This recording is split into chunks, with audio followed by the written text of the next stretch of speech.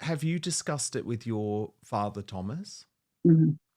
What's his Yeah, he view? said the same. He said the same thing. I don't believe, and he doesn't believe that there are kids, because you don't yank around and use alleged children as pawns so much. We're only going to let you see our children if you behave in a certain way, and we can control the landscape. I mean, it was like really sick and contrived, and I think he got to the point where, excuse my French, BS. This is not how you treat human beings about something so special and so important as family, whether it's the line of succession or genealogy, and the ability to see, quote, grandchildren before you pass away. Samantha Markle, what on earth is going on, in your opinion, between your sister Meghan and Prince Harry today? Because they are doing anything possible, Sam, anything possible not to be seen with each other. We're told it's a professional split. They're on a twin track approach. But even next week, Meghan is going to the Tyler Perry event in Los Angeles, an event that Harry is on the board of, yet Harry flying out to New York the same day, seemingly to avoid being seen with your sister. What is going on here? Well, I'm gonna throw right out there. I'm kind of more curious as to why they're not being seen with these children. Like, they're jet setting, they're apart one day, they're together, they're going to this event or to that event. Most celebrities, even Princess Catherine and Prince William, their kids are visible, living a normal life, very full, and the public see them. With paparazzi everywhere, drones everywhere, and all of these events, somebody, I would think, would see these children. So, are they together? Are they not? Who really knows? Because their PR seems to spin everything. One week it's like they're getting together, they're strengthening, they're doing this, they support each other. The next week, they're splitting up. The olive branch is being extended, it's being rejected, they're not getting back. We know the probability of them getting back in the royal fold is like 0.00000012. But I think the world has been wondering, are they going to move to Great Britain? Because it doesn't seem like the Hollywood thing panned out. Are they going to move to Portugal? There were rumors of that. And why? Like, I mean, I doubt that it has anything to do with President Trump now being reelected. Maybe it does, but why Portugal? Why not, somewhere else? Why not Great Britain? Well, I don't. So we really don't know. It's like it's like a mystery again. This fairy tale has become somewhat of a scary tale. It's just it's eerie, it's cringeworthy, and it's like a tragic comedy. It's sad because if there are children involved, it doesn't seem like they're having a normal life, and it seems like it's very far from a fairy tale for the world and for them. So I mean, I can't wait to find out.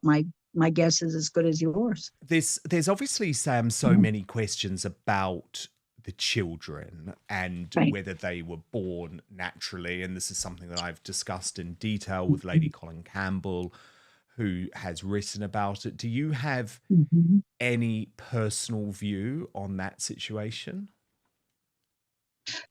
I will say that, like a lot of people, I saw the Getty images of the pillow dropping behind the skirt, and I thought at first they could be photoshopped, but Getty images is very reliable. I questioned why nobody reportedly was able to examine her abdomen when she was, quote, pregnant. And I thought, gee, if she was, remember when Demi Moore did that beautiful thing on Vanity Fair where she showed her beautiful belly? I thought that was really cool. Like, if you are so proud of your baby, your marriage, and God, if you have the opportunity to have royal physicians examine your womb, I don't know about her, but I would be all over that. There would be like a Vogue magazine cover, proud to show the baby and the beauty of pregnancy and, the beauty of the marriage. But that didn't happen. It was all a mystery. It was all hidden. And there were reportedly no physician certificates. So all of the rumors that seem to be true about surrogacy, and then my father was very forthcoming to talk about the fact that in uh, July, 9 months before Archie was allegedly born, that he said that she had picked up her frozen eggs. So I thought, well, it kind of makes sense, all things taken together, that there would be a surrogate involved. But why the secrecy? Like if you have that platform and children are amazing, they're beautiful, they come into the world however they come, you would want to promote that as well. Do articles about the beauty of surrogacy. If you can afford it, great, right? But isn't the issue, Sam, they would be removed there. from the line of succession? Exactly. And then so I understand why the British public were so, I mean, at one time I thought it was obsessive, but I get it. That in the line of succession, there's a lot that conveys, there's titling, and that by British law, a woman, the child reportedly has to be born of the womb of the titled royal mother. And So I remember, thought, and remember, Archie was not born at the hospital where all royal births take place. Right. And we were lied to about the timing and when she apparently went into labor. I was covering all of that very closely, and there was a whole veil of secrecy over it. And Lady Colin Campbell, as you know, has regularly just asked Buckingham Palace, just tell us. Just tell us. Just confirm all of the details. And they have refused to do so. Why? Well, the other thing too, I don't know if you remember, people can misspeak, but like if it's the day or a couple of days after your baby is born and you're presenting the baby to the public, Harry slipped and he said he's changed so much in the last 2 weeks. And I think people are like, and I think it was originally months, and even that was flubbed and changed because a lot of people were saying the same thing. We're like, what do you mean in the last 2 weeks? This is supposed to be the day after birth or very shortly thereafter. And so are you saying that he's 2 weeks older? And so I thought maybe that would allow time to wean the baby away from a birth mother if a surrogate was used. It would make sense. But instead of lying to the world, why not just say, we want a baby, we're having a baby, and we're using a surrogate. But they wouldn't have titles. But it wouldn't be the same sort of financial gain. The thing is, right, they could even have, because I've looked into this closely, they could even keep honorific titles, right, if that was so important to them. But the issue is they couldn't stay in the line of succession. And there remains this suspicion, doesn't there, that Harry and Meghan have not ruled out the possibility of one day becoming king and queen. Of course, it would involve a huge tragedy for that to happen. But they would want their son or daughter to be, well, their son to be the heir to the throne. And of course, if a surrogate was used, that would be impossible. Right. So when you reduce it down on the surface, it's like I personally would call it fraudulent misrepresentation. It's like there's no other way to slice this apple. If you know, a lot of things were said that weren't true to mask the reality of a child born of surrogate for financial gain or some other motive, I'm sorry, but that's fraudulent misrepresentation, not only to the royal family, but to the world, to all of the journalists, all of the PR that were milking the heartstrings of the public and family, suggesting that, oh, you're not good enough, you're not ever going to see these children. Well, and I was thinking, what children? You know, don't screw with my psyche unless you want to pop out a DNA test and some proof of delivery, because right now all you got is a PR game and I'm not playing it. And I think a lot of people felt like that in the world, especially in Great Britain. Have you discussed it with your father, Thomas? Mm-hmm. What's his view? He said the same. He said the same thing. I don't believe, and he doesn't believe that there are kids, because you don't yank around and use alleged children as pawns so much.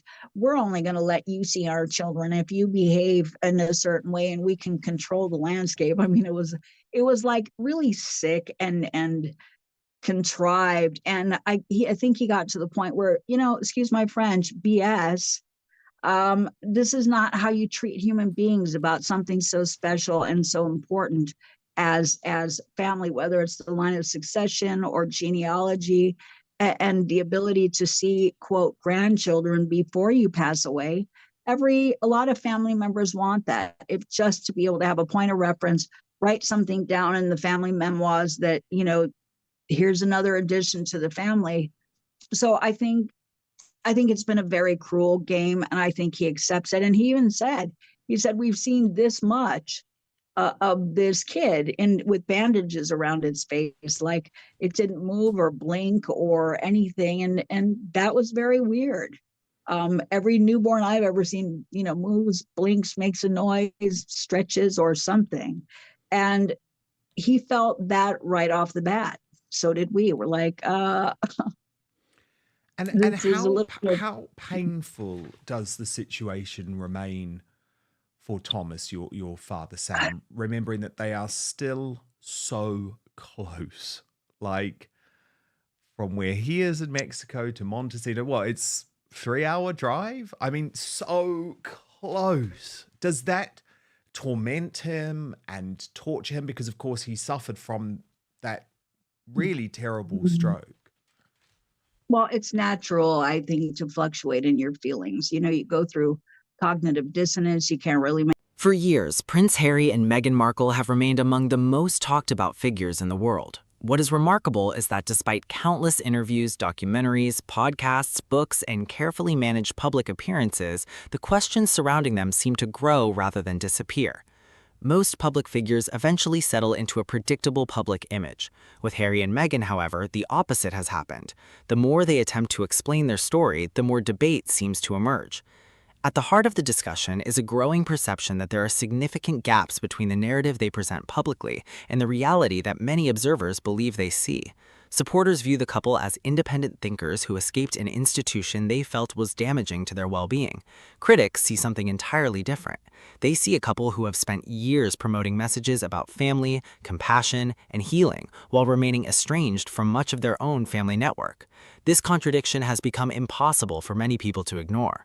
The latest discussions surrounding Harry and Meghan once again center on questions that have followed them for years. Why do they appear so disconnected from both sides of their family? Why do stories about reconciliation seem to emerge only to disappear again weeks later? Why do so many questions continue to surround their children? And perhaps most importantly, why does every attempt to clarify their situation seem to create even more uncertainty? Family has always been a central theme of Harry and Meghan's public messaging. They frequently speak about the importance of relationships, emotional support, mental health, and breaking harmful cycles. Yet many critics point out that the reality appears far removed from these ideals. Harry remains estranged from key members of the royal family. His relationship with King Charles III appears distant. His relationship with Prince William seems almost non-existent. On Meghan's side, the breakdown with her father, Thomas Markle, has become one of the most public family disputes in modern celebrity culture. No family is perfect, and family estrangements are unfortunately common. Most people understand that sometimes relationships break down despite everyone's best intentions. The issue for critics is not that conflict exists. The issue is that the couple continues to present themselves as advocates for healing while showing little evidence of repairing the fractures closest to home. Whether fair or unfair, this disconnect has become a recurring source of skepticism. Another subject that repeatedly surfaces whenever Harry and Meghan are discussed is their children. Few people would argue against a parent's right to protect their children from excessive media attention. Privacy is a reasonable goal, particularly for young children who did not choose public life. However, many observers have noted that the couple's approach goes far beyond what is typically understood as privacy. Most high-profile public figures manage to strike a balance. Their children occasionally appear in carefully controlled photographs or family events, while still maintaining normal lives away from the spotlight. Members of royal families around the world have generally followed this model for decades. The public sees enough to understand that the children exist, are thriving, and are part of family life, while personal boundaries remain respected. Harry and Meghan have taken a dramatically different route. Public appearances involving their children are exceptionally rare. Verified images are limited. Information about their daily lives is minimal. As a result, curiosity has grown rather than diminished. Critics argue that by creating such an extraordinary level of secrecy, the couple has unintentionally fueled the very speculation they hoped to avoid. Human nature tends to fill information gaps with questions, and when questions remain unanswered for long enough, theories inevitably emerge. Among the most controversial theories are those surrounding the births of Archie and Lilibet. Questions about surrogacy have circulated for years, driven by observations made by royal commentators, social media users, and various journalists. It is important to emphasize that no definitive evidence has publicly established that surrogacy was used. Nevertheless, the speculation continues because critics point to what they consider unusual circumstances, inconsistencies, and a level of secrecy unlike anything seen in previous royal births. What makes this topic particularly sensitive is that modern society generally views surrogacy as a legitimate and positive path to parenthood. If surrogacy were involved, many people would likely have little issue with it. The debate is not primarily about how the children entered the world. Rather, critics argue that if there was nothing wrong with the process, there would be little reason for secrecy. The absence of clear answers has created an environment where speculation flourishes. The issue becomes even more significant when questions of royal succession are introduced. Royal succession rules have historically depended on specific legal and constitutional requirements. Because titles, inheritance, and succession rights carry institutional importance, some observers believe greater transparency should have been provided from the beginning. Whether those concerns are justified or not, they continue to generate discussion years after the births themselves. Beyond family matters and questions surrounding the children lies a broader issue that may explain much of the public skepticism directed towards Harry and Meghan. Over the years, they've invested heavily in shaping their public narrative. From the Oprah interview to Harry's memoir, from streaming documentaries to magazine features, there has been a consistent effort to present their side of events directly to the public. In theory, controlling one's own story should reduce confusion. In practice, it appears to have produced the opposite result. One reason may be that modern audiences have become highly skilled at recognizing public relations strategies. People understand branding, they understand image rehabilitation campaigns, they recognize carefully timed stories and strategic messaging. As a result, attempts to influence public opinion are often viewed with suspicion rather than acceptance. This has become particularly apparent whenever stories emphasizing family values, personal hardship, or reconciliation appear during periods of negative publicity. Critics argue that such stories often feel less like authentic reflections and more like calculated efforts to improve public perception. Whether that interpretation is accurate matters less than the fact that many people have adopted it. Once public trust begins to erode, every message becomes subject to increased scrutiny. Another challenge facing the couple is what some observers describe as victim narrative fatigue. When Harry and Meghan first stepped away from royal duties, there was substantial public sympathy for their position. Concerns about media treatment, mental health, and institutional pressures resonated with many people around the world. Their perspective felt fresh and important. However, as time passed, some audiences began to feel that the same themes were being revisited repeatedly. New interviews often returned to old grievances. New projects frequently revisited familiar conflicts. New revelations rarely seemed to move the story forward. Instead, they appeared to circle back to the same disputes again and again. This repetition gradually changed public perception among some groups. What once felt like courageous truth-telling began to feel for some observers like an inability to move beyond the past. Critics increasingly questioned whether the couple was defining itself through ongoing conflict rather than future achievements. Fairly or unfairly, that perception has become a significant obstacle. The possibility of reconciliation with the royal family remains another major source of fascination. Reports of olive branches, secret meetings, and potential peace talks appear regularly in the media, yet genuine reconciliation seems more distant than ever. The primary reason may be trust. Once trust is damaged, rebuilding it can be extraordinarily difficult. From the perspective of royal supporters, Harry and Meghan have repeatedly taken private family matters into the public arena. Conversations, disagreements, and internal dynamics have all become subjects of global discussion. Whether these disclosures were justified is open to debate. What matters is that many people within royal circles may now view any future interaction through the lens of potential exposure. Trust depends on confidence that private moments will remain private. If that confidence disappears, relationships become far more difficult to repair. This may explain why reports of reconciliation continue to emerge while meaningful progress appears absent. The couple's move to California was once seen as the beginning of a bold new chapter. Many expected Harry and Meghan to become one of the most influential partnerships in entertainment and media.